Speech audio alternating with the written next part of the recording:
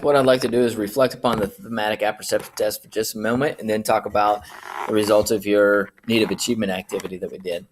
With the thematic apperception test, I want to emphasize that what you're doing when you write your 10 minutes and your responses, you're actually projecting personal characteristics into your writing. So that's how Henry Murray could analyze what you wrote and say that these are characteristics that you actually happen to have. So we do this a lot. We project our personal characteristics, qualities, or even a lot of times it's our deficiencies out onto those around us. So we say that somebody else has a problem with, gossiping, when the reality is we have an issue with gossiping. So he's taking that idea of projection and then applying it to, the thematic apperception test. All right. So you did the activity on the bucket toss.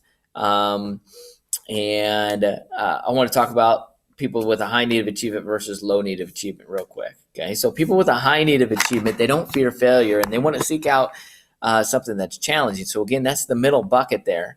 The middle bucket is they're putting themselves out there, and if they fail, there may be some repercussions of it, but they're not going to fear the failure that's associated with it. Okay.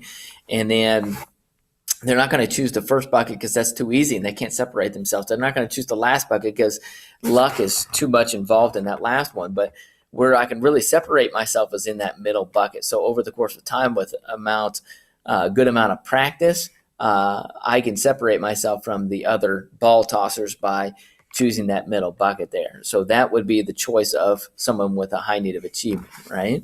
So what they're going to do is they're going to choose things that are challenging but attainable, and through practice they can separate themselves from other people. That's a key quality of somebody with a high need of achievement. They don't fear failure. Okay. So in this particular case, this guy tossing the highlighters, that's not a high need of achievement. He's choosing an activity that is just crazy. It's like got luck, a lot of luck associated with it. Okay.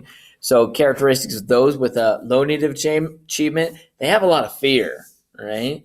They let fear get the best of them a lot of times. Okay. They don't want to expose themselves to a challenging task because that would reflect a reality of who they really are. So they kind of avoid those things at all costs. So they're either going to choose the first bucket or they're going to choose the last bucket. The first bucket, everybody's going to be able to get it. The last bucket, if you fail, nobody's going to fault them for failing because, who's going to, make it that far away, that last bucket there. Okay. I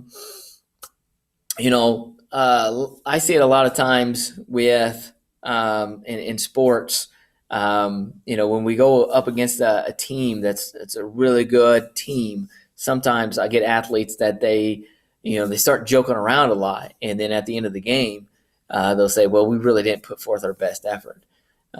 Because in their mind, if they did put forth their best effort and they still lost, then that would give them a reality check on how good are they. Are they really that good? If they did some real strong self-reflection, they'd have to admit, no, we're not that good. And so a lot of times what they'll do is they'll try to avoid that type of circumstance. Somebody with a low need of achievement will do that. Okay. They'll try to skate around that as much as possible. Okay. A lot of times they'll have a lot of rationalization or excuses.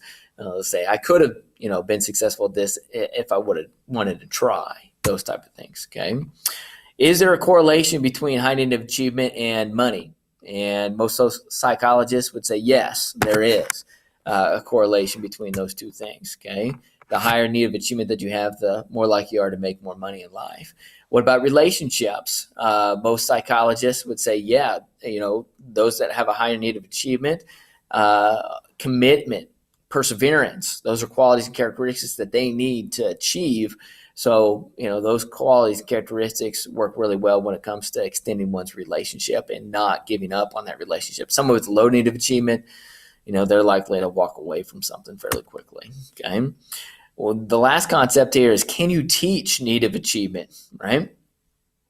Yeah, you can. Parents can establish an environment in which need of achievement is taught, okay, at a young age. And the last thing is birth order associated with need of achievement. Does one birth order have a higher need of achievement than others? According to these birth order experts, the firstborn has a tendency to have a higher need of achievement than the other birth orders. Okay?